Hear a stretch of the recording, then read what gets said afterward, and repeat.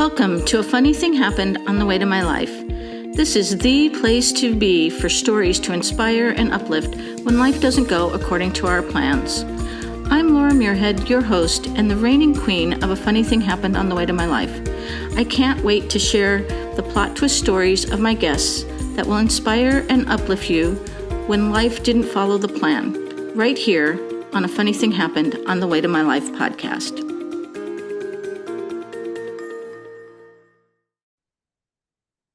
Hello, and welcome to this episode of A Funny Thing Happened on the Way to My Life. I'm your host, Laura Muirhead, and I am so happy to welcome my guest today, Claudia Williams, all the way from Sydney, Australia. So Claudia, come and introduce yourself. Tell us a little bit about yourself and what you do in the world. Hi, I'm Claudia Williams. Thank you so much for having me. So I am a transformational guide helping awakened women embody their feminine essence so that they can live in alignment and attract things that are in aligned to their path. Um, so do you want a little bit of my background? Yeah, I mean, you weren't always a transformational coach. You didn't start, this isn't where you started. So tell us a little bit about like your background and where you came from and how you came to be where you are. Yes, so I come from South Africa. I'm a South African, come from a really traumatic childhood. I had an absent mom and dad. My dad was, I think, narcissist slash psychopath. Didn't really have them present in my life. Come from poverty. I used to steal my food a lot, and I just didn't understand, why my parents used to fight so much, why we didn't have money. I thought, well, is this a cosmic joke? I didn't come for this. So it's like my inner being was like, what? Is this it? I came for more. So I was really confused with God, and I always had that relationship with him, even though I did not conceptualize what I felt, but I knew that there was a higher power and that life was more than what I saw with the physical eye. So I went to school. Then I was qualified to become a lawyer at the age of 17 because I finished school. But my dad actually passed away at the age of when I was 16 years old. And I just felt this, you know, kind of call to leave my country when he died a year later. Because I thought, well, I'm free now. My dad was a really dominant man. He didn't want me to explore, go out. So I'm like, well, this is the opportunity. And then before I made that decision to leave at the age of 17, I overheard my mom speak to her friend. And because she used to travel a lot, and she used to speak about Israel. And I'm like, wow, I want to go check that out. And then I told my mom, 5 months before I actually decided not to go to law school, I said, can you please buy me a ticket abroad and give me some money? So I always had this fierceness in me. I had this, I'm not afraid. I will conquer anything. Um, and she said, sure, I'll give you $50 and ticket. You're gonna have to work for it. So we, had a bash party, a pool party, and we tried to make money, today's funds for me to leave. And then I left just with the address, a little address, flew to Israel. Uh, once the plane once the plane hit off, I was like, well, where are we going? I have no idea. This is kind of like a shock. So everything was kind of hitting me, right? But you know what? There's a God. If there's a will, there's a way. I just I just trusted what I felt in my heart. I still had that feeling today that there's a God and I'm protected and guided, and I've got to do what God says. And even though I didn't conceptualize go left, go right, I just kind of went with where my body took me. Didn't know anyone when I got to Israel. I don't know how I did find work on a mushav. Mushav is where you pick melons, cucumbers. You wake up at 4, but because we got a paycheck, we had to work from 4 o'clock to 11. So it was pretty scary. I was pretty scared, but at the same time excited. Um, I was scared, but I still had this like peace in my heart, like it's gonna be fine. Yeah, so it was quite hard the first 2 months, and 6 months later, I became the head pick and packer of that company because it was so hot, like 45 degrees, and we had to work in like these plastic little tunnels. And I'm like, I've got to work faster because it's just too hot. It's either this or leave. And I wasn't ready to leave. And at that time, my mom didn't have much money because my dad died in a car crash and she didn't cover my mom. So I had to work to send her money home at the age of 17. So that's how my life started. I just had to kind of be in flight and fight response, always in the masculine energy. How am I going to make money? Am I going to survive? What's my next step? I don't know what's happening, but I know that South Africa is not really for me. And things just kind of progressed. And then from Israel, and then I flew to England, and then I worked there as well and just explored. And then I met my soulmate after a couple of like months, just traveling up and down, trying to find my own way. But there was always just this peace. I'm okay, everything's gonna be okay. And I'll try to do my best and everything that I can. And that's when things and that's how I am here today, being a transformational guide, helping women to step into their feminine essence so that they can live in alignment because I was in such a masculine energy, operating from lack, scarcity, shame, and isolation. So even though I was like, things was always falling into place, I was driven by fear, even though I had that inner peace, but I was driven by my upbringing, my programming, and always in this masculine energy to survive. Mm-hmm. And then I got married to my soulmate, and then we had 6 children. I lost two kids, and then I was still in that energy. And then, like 5 years ago, I had chronic fatigue where I was bed bound for 6 months because of the programming. Like I've just got to keep going, keep. So I was like on this wheel, on this hamster wheel, I was striving to struggle. That was my whole story. I've got to strive to struggle. Mm-hmm. Where, when we are in I've death, got questions. Wait, I've got questions already. okay. um, how once you got to Israel, I mean, you literally showed up with $50 in your pocket, and Yes. that was it.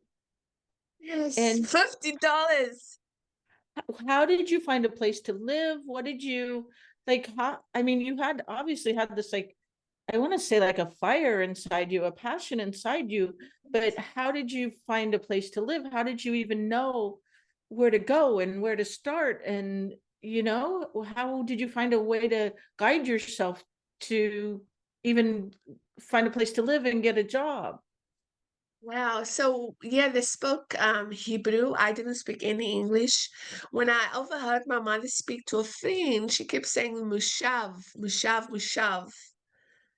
And I'm like, how does she make money? So I did ask my mom a little bit questions. And a mushav and a yav is where you pick fruit, da da da da da. So that's all I had in my mind. I remember when I got into Israel, it was dark. There was a bus. So basically, I just kept asking Mushav, where is Mushav? For me, it was like a little game. Because came from such a dysfunctional childhood, I was so fearless. It's like, it's either this or I'm gonna die.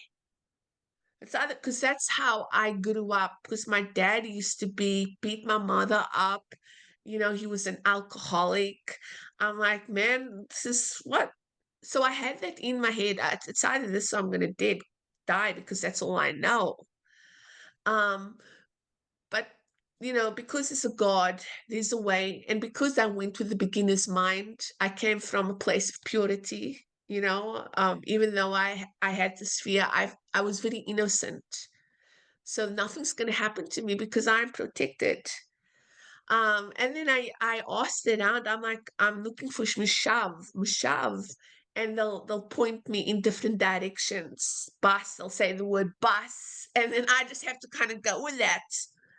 I'll maybe sit on in the park stool, kind of figuring out, and I'll just ask questions. It's like I don't know, but I trusted, even though I didn't know. I trusted. I'm like things will work out for me. I always had that knowing, inner childlike knowing, things will work out. And then I just trusted what people told me.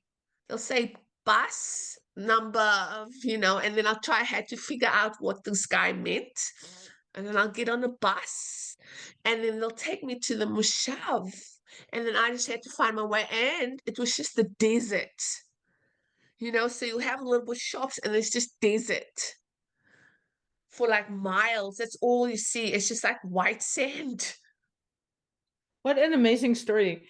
So it sounds to me like like you keep saying that you trusted and you knew things were going to work out. Like you had like an inner compass almost, that you just followed your inner compass.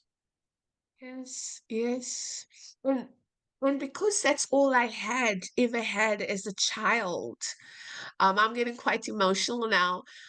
uh, it wasn't really blurry. When we become adults, we have a family, things get kind of blurry. It's like, I don't know, is this left, is it right? So that was really strong for me. I just felt it in my body. So I went with it, like I just went where this compass took me. Because Yeah, when you amazing. have that childlike purity and innocence, even though I had trauma that clouded my perception a little bit, I just went with the body's compass, which I think as women now, in a masculine dominated world, we kind of lose sight of that clarity. We kind of have to build ourselves up. And things just fell into place. I asked around, knocked on some doors. I will say, luckily, my farmer spoke a little bit of English so this bus, I got on the bus, it took me to the Mashav. I had to kind of find my way through there. And the Mashav is like a farm. So you have a lot of houses, just houses. There's no farms. You've actually got to drive like 15 kilometers to get into the farm through the desert. And I'll just knock on doors. And I said, I'm looking for work. Do you have any work for me? A couple of times. And then this one guy opened the door and I said, are you looking for any workers? I'm here to work. And the guy said, how did you get here? What can you do? Do you have a room? And they gave me a room. And they said, okay, tomorrow we start at 4 o'clock. These are your clothes. I need you in the shed at 4 p.m.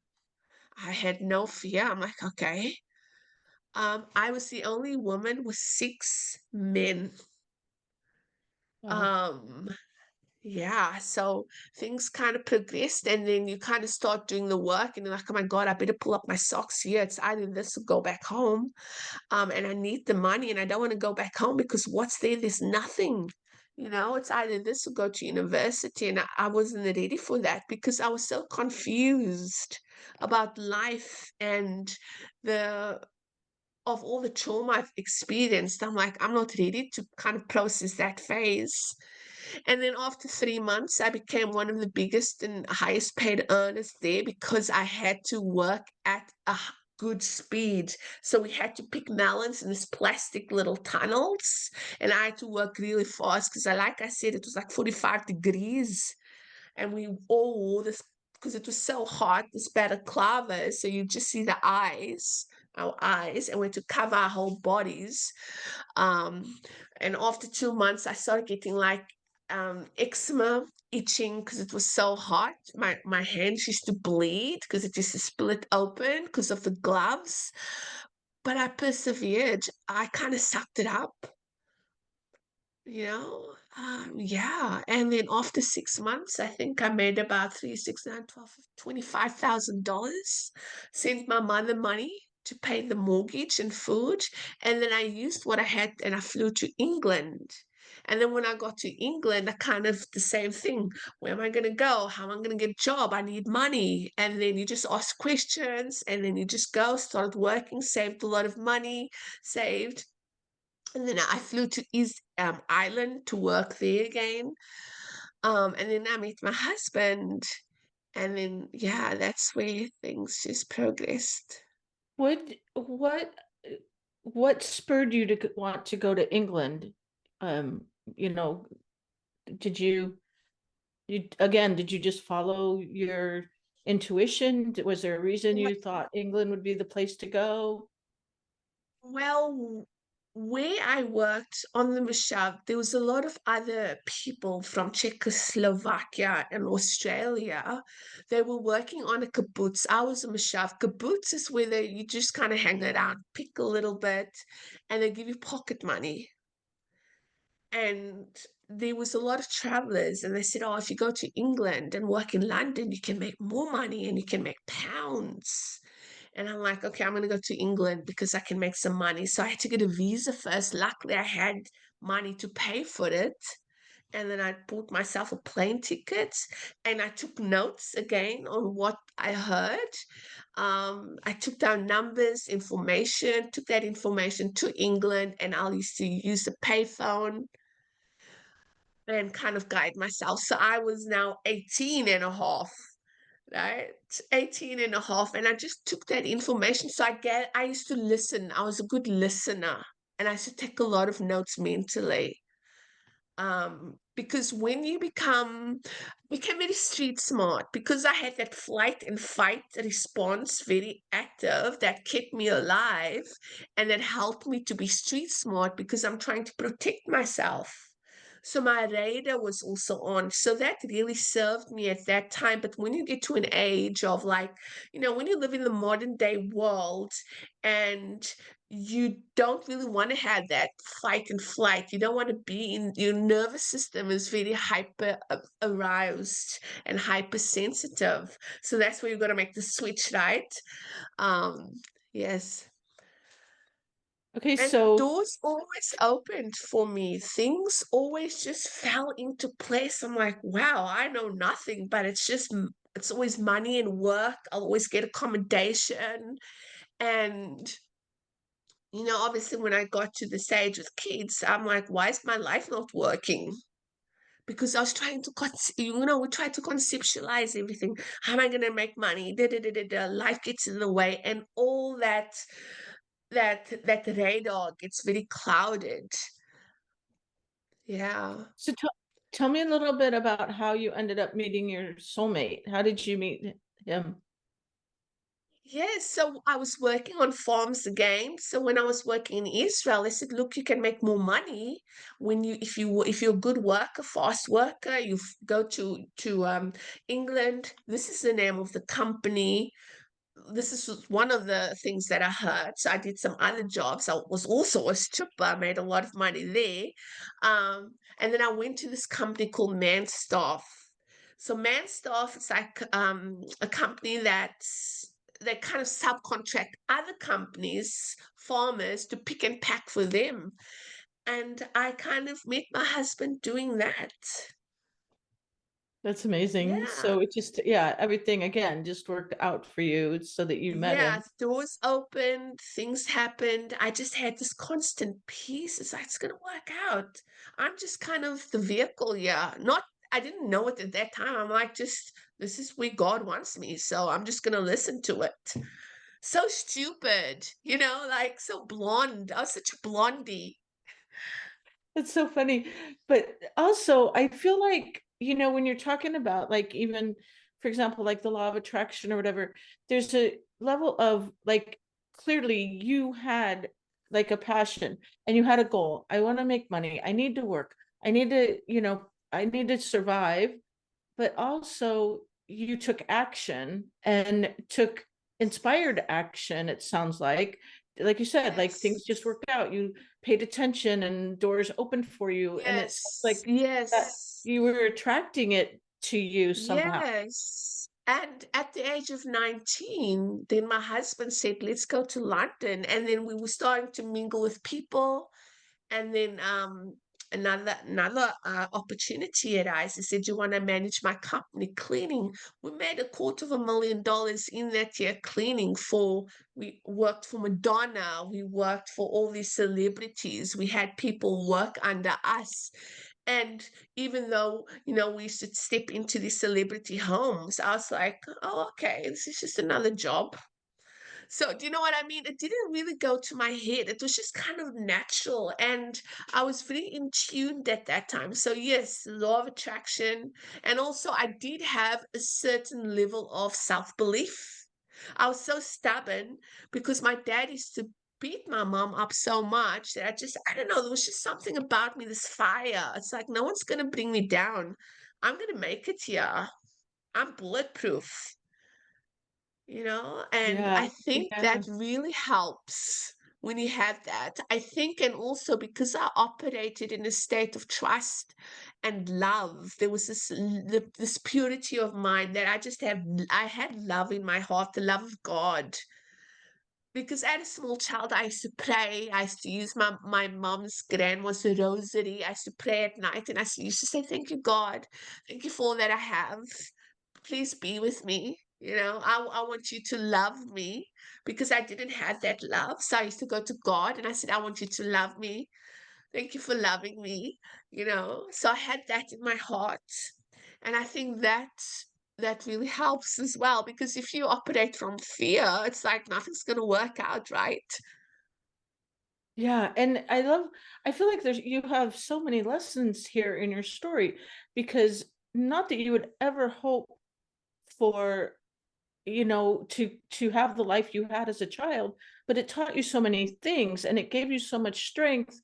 But it also, then here you are, able to show gratitude, which is such a high vibration and attracts so many good things in, and like love and gratitude, but also the strength that you were able to have, and to not, again, not want the life that your mom had, and to not live, but also like you said, to not have fear.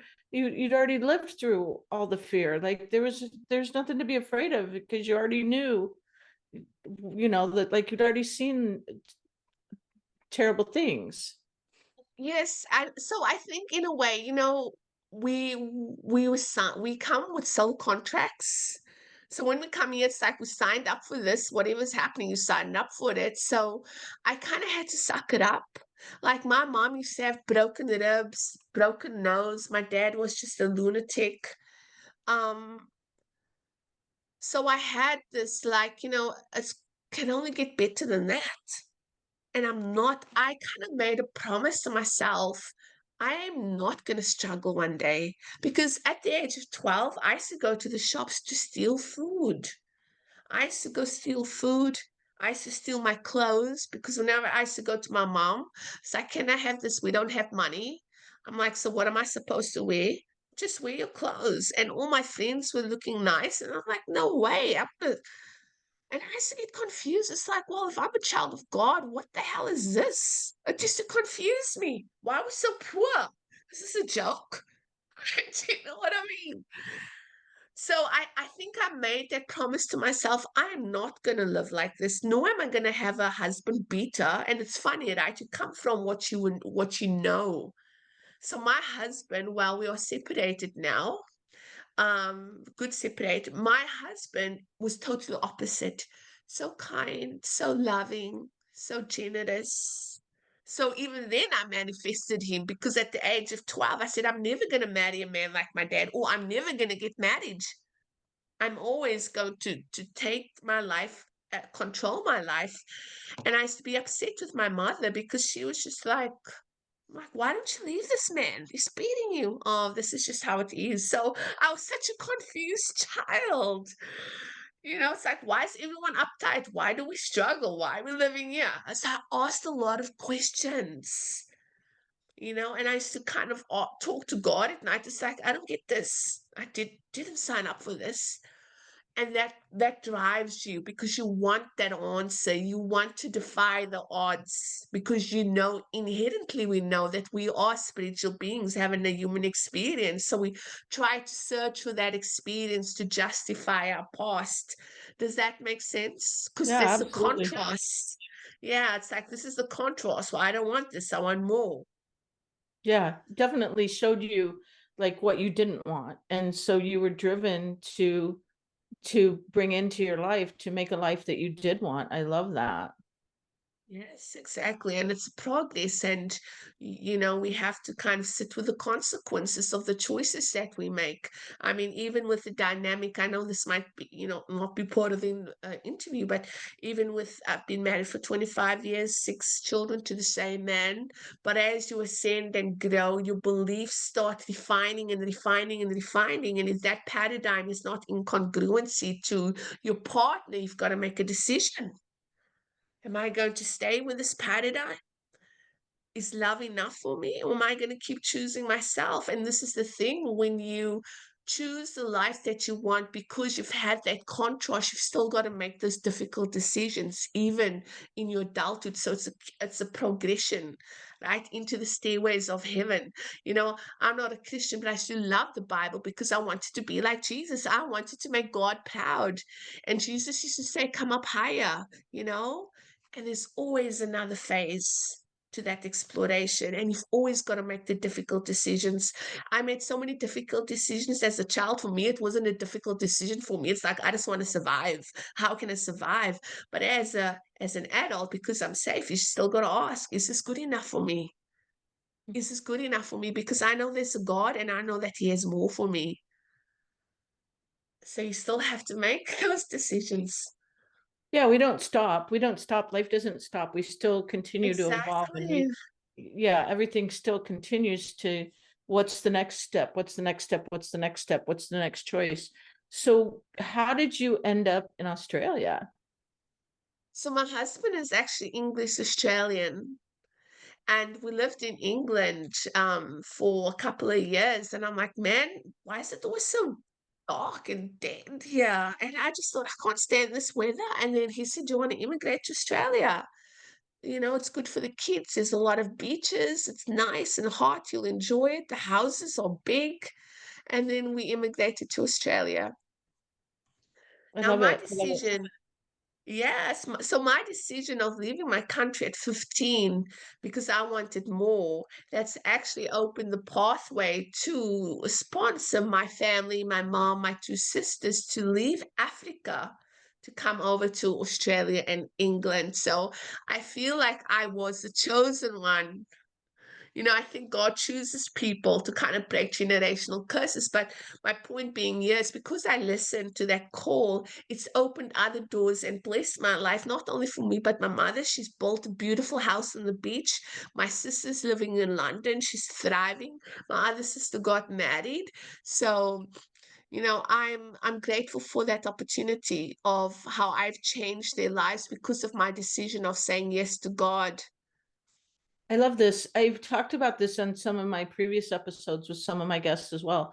But I feel like there's always this ripple effect, right? There's this ripple effect of what we do or our choices or our energy. And this to me is the perfect example of that. Like you chose to like you said, to leave your country to make these and you became successful. And then because of that, you're sharing it and helping the rest of your family, and I think it's so amazing. Thank you. Thank you. It's incredible. So now at what point did you switch to being a to helping other women, helping people in their own transformations? How long have you been doing that work, this kind of work? So I've been on this self-discovery journey for, I think, most of my life. I've always been a seeker of truth. I've always gone to God and said, why is this happening? I don't understand it. And then I'll get shown the answer. So I feel like I've always had this curiosity, this childlike curiosity and wonder. So when I got married to my husband, we had children. Um, we lost our second child, and I had bipolar. So I lost my second child, but I suppressed all that depression and the grief and whatever came with that loss of the child. And then I got the bipolar. Now, because even though I had this flow state doors opening, I suppressed a lot of my trauma as a child. Like I didn't feel the love. I didn't feel a sense of belonging. My dad used to be bash my mother up. I used to get hits. I used to get hidings a lot. My mom was emotional absent mother, so I had a big mother wound. I never had that love, validation, a sense of belonging. So I had all these patterns, like all this trauma, suppressed trauma. And for me, it was like, this is just how it is. This is just how it is. So when I got my second child, lost him, then I got that, I think that activated so-called bipolar. Then again, the cycle happened. I mean, was given loads of tablets. My husband took 3 years of work to look at me because I was just so sick. Um, and then I went to God again. I'm like, now why am I having this? I don't understand it. And I used to get a lot of medications. I used to be like a living corpse. I was just like, oh, couldn't function properly. They used to medicate me so much. And so I had the best psychologist. My husband is a wonderful man. Even though we're separated now, I still have higher regard. I still hold him in higher regard. Nothing's personal. This is how it is, right? He paid for the best psychologist, psychiatrist. I'm like, this people's not even helping. And then I got upset with God. I'm like, what is this? And why did you choose me? Like, I'm the chosen one. Do you know what I mean? I had this kind of narcissistic, I'm the chosen one. I'm not supposed to go through this. And that's kind of helped me to get that fire back of like, this is not going to be my life. I'm not going to be a vegetable. I didn't sign up for this. And I know that I'm here for more. So I had that come out again. So after 2 years, I started praying. I'm like, I've got to strengthen my faith because when you have bipolar, you lose your sense of identity, you lose your clarity, you just become like a victim, right? You don't have that fight in you. You kind of give up. And I'm like, I'm not going to give up. I mean, the show is not over. And then I started praying and I said, God, I need your help. I need you to help me. But because I had the evidence of what he's done in my life previously, I had that confidence that he will help me because the doctors are not helping me. Basically, all they do is medicate me. And then I started praying, reading the Bible again to kind of recover my identity in Christ, even though I'm not Christian. But Jesus had this powerful presence and identity. I'm like, if I can get a little bit of that, I can kind of make my choices again. And then that faith came back and that clarity of my guidance came back because I started hearing it again. And then one day when I pick up my medication, I heard this will be your last time that you will get these meds. And that's when I thought, okay, things are starting to happen. And once I finished my meds, I had to kind of purify myself from that medication. And I didn't tell any doctors because it's very dangerous to just go off those meds because it balances out the brain neurotransmitters. It balances that out. So it does a lot to the chemicals in the brain to keep one stabilized. Because when you have bipolar, you can have all these like highs and lows. And, I spent $20,000 of my husband's money. I still like get tickets before for speeding. So you do all these weird things. But I trusted. I'm like, okay, I'm not going to tell the doctor because he's going to think I'm crazy. So I had to keep everything in me. And then what I did when I used to feel, so basically the prayer and the fasting helped me to stabilize myself, drop into my body, And it helped me to sit with whatever flashbacks or emotions of pain and fear that's come up from my childhood. And I had to sit with it and dissolve it. And I had to learn how to regulate myself.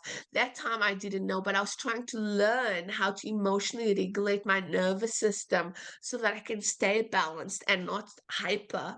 So that took a lot of mindfulness and mind training. Now that, spiritual teachers call it mind training, but I did it unconsciously. And that's when I began to stabilize myself. After 6 months, I could feel, okay, I'm feeling good. Things are starting to balance out. And that's when my search began. Like, wow, and then I started to become a therapist because I had therapists and I thought, well, they study for 5 years for what? Nothing. All they ask is like, how are you? What are you doing? And how are you feeling?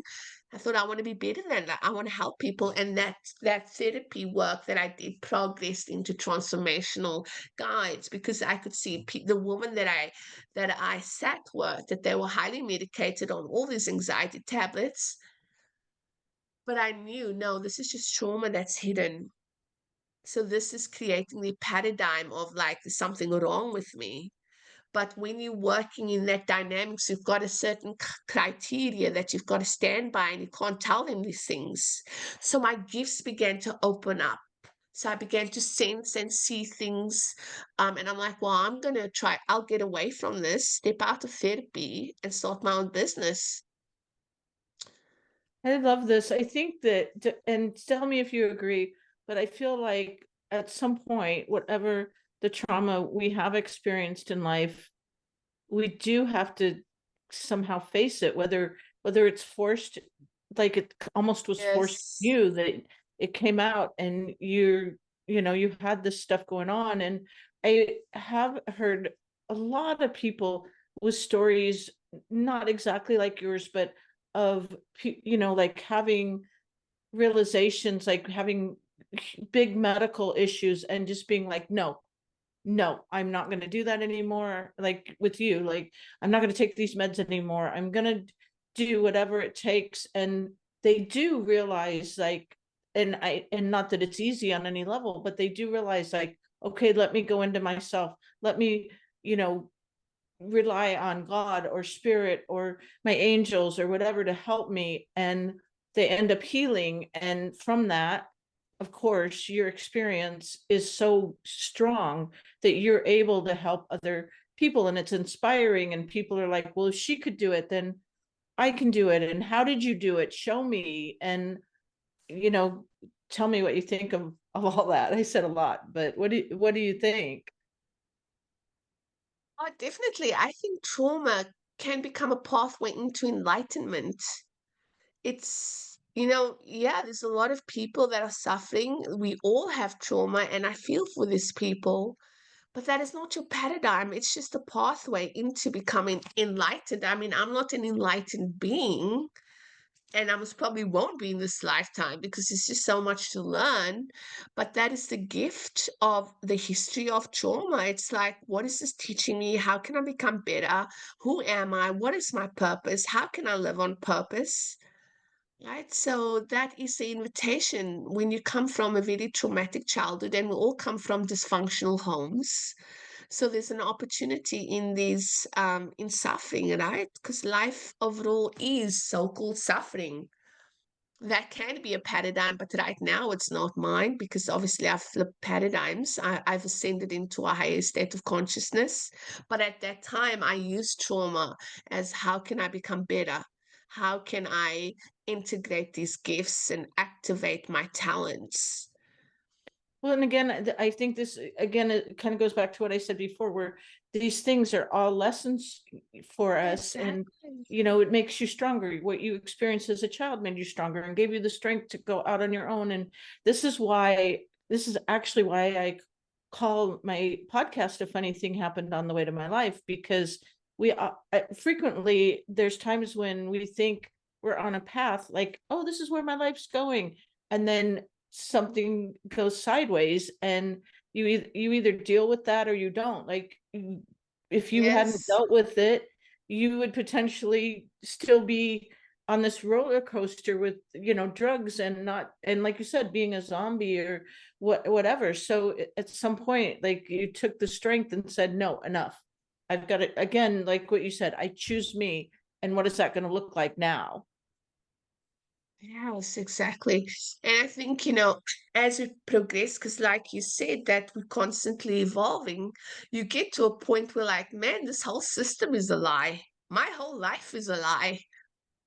And then you got to kind of reevaluate things, right? So there's so much mystery in life to be had that it kind of becomes an adventure as well. When we live in the question of what is and or what is reality. So it just kind of gets better and better after a while. Once you've kind of gone through the initiation of that trauma and using trauma as a pathway into the kind of reality of things. I love that you said that it's an adventure, because if you can either look at it that way, again, like, that's why I said a funny thing happened on the way to my life. Yes. It's it If you don't look at it as an adventure, you potentially are staying in the victim mentality of, this is happening to me, and oh, poor me, and oh, even like the attitude of, oh my goodness, like, what else is going to go wrong, or what else, what next. But instead, in your experience, in your situation, in your life adventure, you did choose to be like, no, I'm not going to sit in this and be like this poor little me, what next.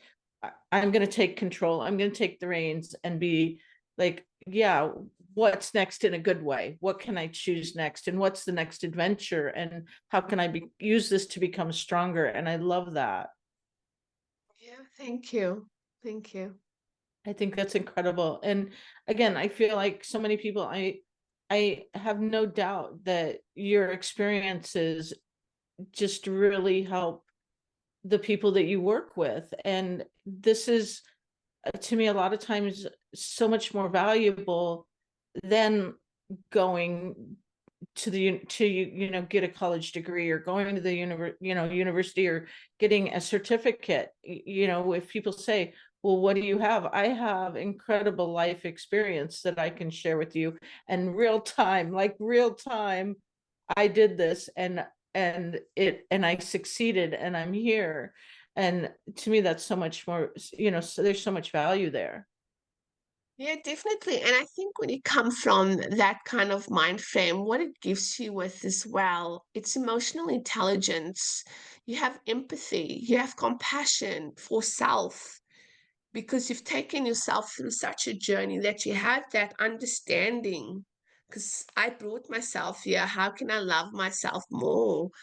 We have kindness towards others. There's a kind of understanding when you meet people, and this creates the human experience, that connection and that intimacy, which is lacking in today's society because we are driven by making money. We are driven to make more money, especially now that the so called interest rates have come up. People are forgetting the true meaning of what it is, what it means to live on purpose. And purpose doesn't have to be a grandiose, oh, I've got to find my purpose. Purpose is like, how can I be authentic myself? How can I be authentically me? How can I bestow more of this kindness? How can I have more compassion for self and others? How can I be of service to God and to myself, and in service of my soul that keeps expanding? Right, so we lose touch of these beautiful qualities that makes the human experience beautiful and loving, and makes the world a better place, and we forget about living on purpose for the betterment of our planet, so we lose sight of what is truly important. So I think suffering and trauma should be an integral part of this human existence, and people should just see that this is just part of it. There's nothing wrong with it, but this is an initiation to my pathway of enlightenment, and this is why I'm here. And okay, be a victim for like 2 or 3 days, but like Jesus rose from the cross, and as he did now, it's like, get off your butt, sit for 3 days, and do the work. Yeah, Do like, you know what I mean? and find the lesson in it, or move through it. Like, yeah, don't ignore it, feel it, and explore it, and see where can you go forward from that. Exactly, because life is short. We don't have much time. That's me even. And I don't know. I know this is not part of the podcast. But with my separation, it's a conscious separation. So we're still consciously with our kids, whatever. But for me, it's like I went to my husband. It's like, what is the plan? I've got 45 years left on this planet. What are we going to do? Oh, this is my plan. And I'm like, well, that's not what I want. So the decision here, it's like, am I going to stay with this man that I love so much, or am I going to choose myself and trust God that He's going to open up doorways because life is short? And when I'm 85, I'm like, man, I played a good game. God, I played a good game for 80 years. I did not give up because we were bestowed with that abundant knowing that there's more and there's going to be more experiences, opportunities, and do you know what I'm saying? So I think we've got to have that fierceness and fight for life. We are kind of warriors here. Otherwise, the world is just going to engulf us with fear and it's not enough. And the interest rates has gone down and we lose sight of what the hell?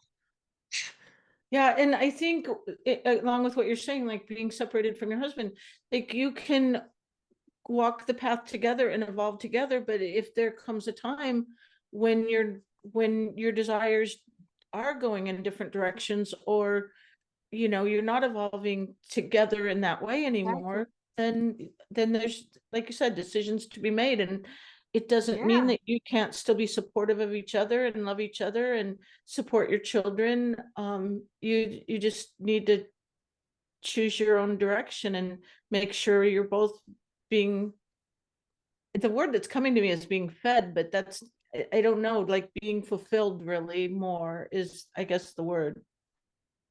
And like, let me make this clear. When I met my husband, I didn't meet him and say yes from a state of clarity, like my true self. So I chose him from a wounded state because my program was I don't belong and I'm not safe. My husband met that need. So I was basically trauma bonded with my husband. Right? And this is a beautiful man, but there comes a point in time when you think, well, this man is just not living in this paradigm. And because I always know that there's more, I want more from life.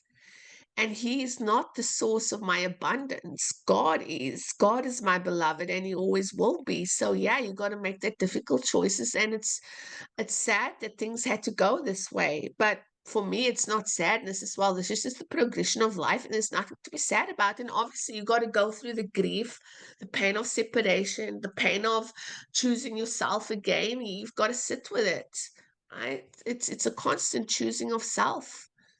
And rebuilding, whatever you had together, now you're rebuilding your life on your own, or whatever that looks like. And it's another lesson, another twist in the road, for your life. And like Yes. I said, another adventure.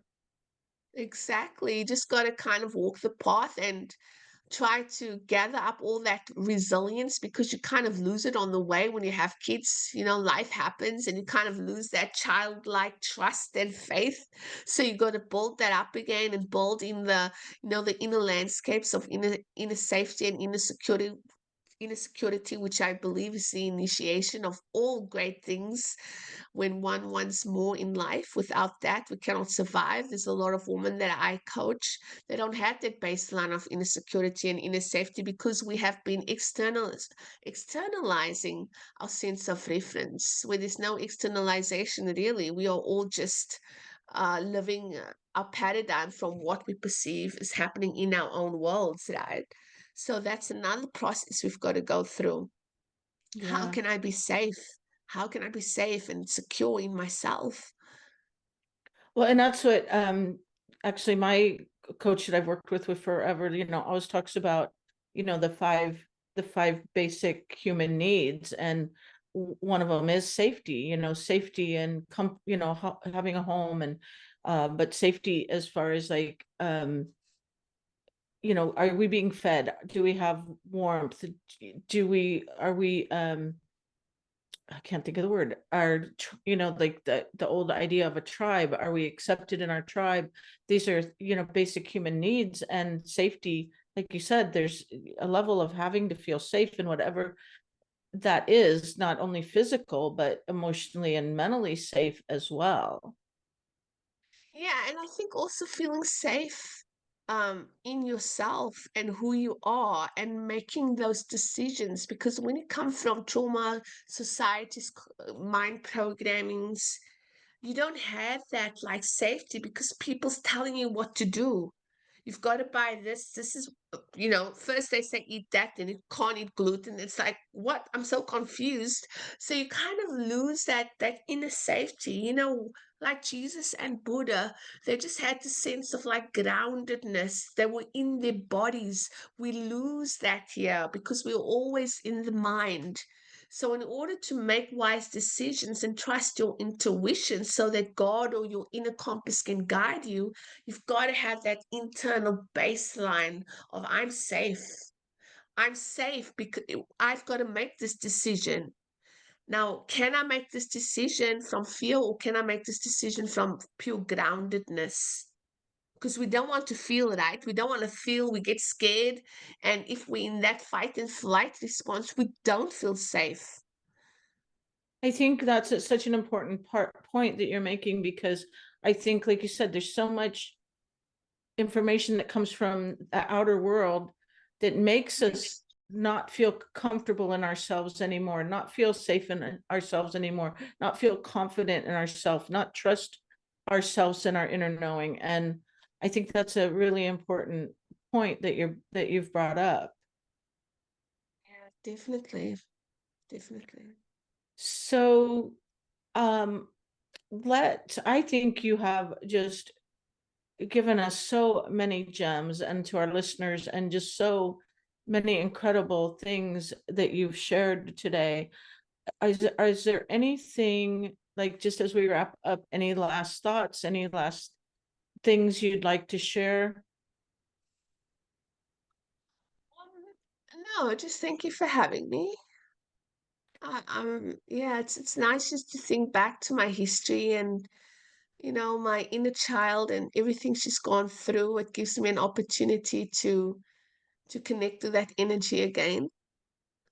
Um, I am so inspired by your story and by the strength that you have, and it's amazing. And your your business, your website is Live with Courage.